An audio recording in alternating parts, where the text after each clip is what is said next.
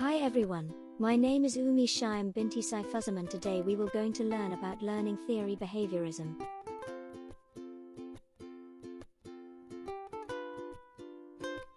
First of all, these are four main learning theories, which are behaviorism, constructivism, cognitivism and connectivism.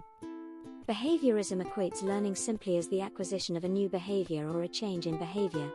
Reinforcement is key to successful transfer through behavioristic learning.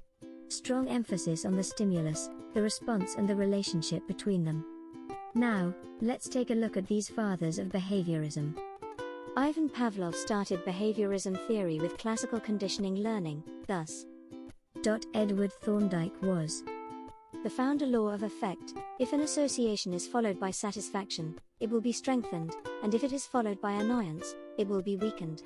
Then, John B. Watsons came up with theory of classical behaviorism and learn how a certain stimulus led organism to make responses. He also believed that psychology should primarily be scientific observable behavior. Lastly, after all the years of studies, B.F. Skinner present his radical behaviorism and operant response theories. Behaviorism started with classical conditioning by Pavlov and the law of effect by Thorndike's. However, John B. Watson was the one who formally founded this theory. Here are some timeline of development of behaviorism.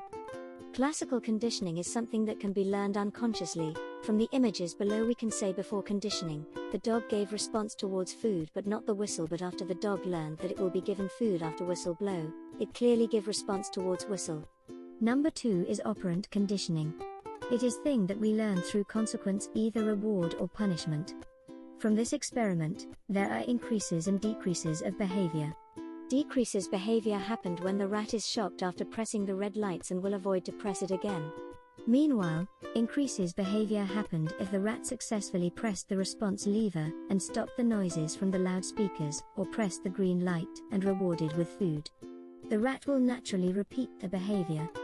The next one is observational learning. It is an experiment that based on observation. It includes four main things, which are attention, retention, production process and motivation. After mastering these four aspects, children who watched an aggressive model attack a Bobo doll will do the same behavior. It shows the capability of a person to learn through observation.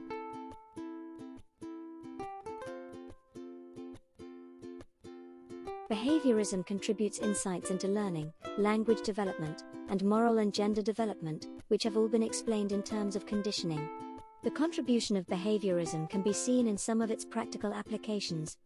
It also benefits us in segmented instruction by chunking out material so that it is in smaller bits and pieces the students can handle. Next, social efficiency through programmed instruction, teaching machines, and behavioral objectives sought to refine the teaching process and lessen the burden of studies. Besides, operant conditioning by highlighting that reinforcement is a consequence that strengthens a certain behavior and encourage students to get A greatly. Last but not least, behaviorism also helps in rapid feedback from students, as rapid learning helps the student learn items correctly and in a timely manner. After all, it is undeniable to say that behaviorism also have its cons. Firstly, some aspect of behaviorism can be considered immoral. We know ourselves that there are plenty of cases of violation towards children using the cards of punishment as a learning ways, and it cause a great pain to the children's. Secondly, behaviorism doesn't take emotions, moods, thoughts and feelings into account. Well, in fact, there are various unseen aspects of an individual personalities and learning capabilities. Lastly, it only provide one-dimensional approach and doesn't consider learning that didn't includes the changes of behavior.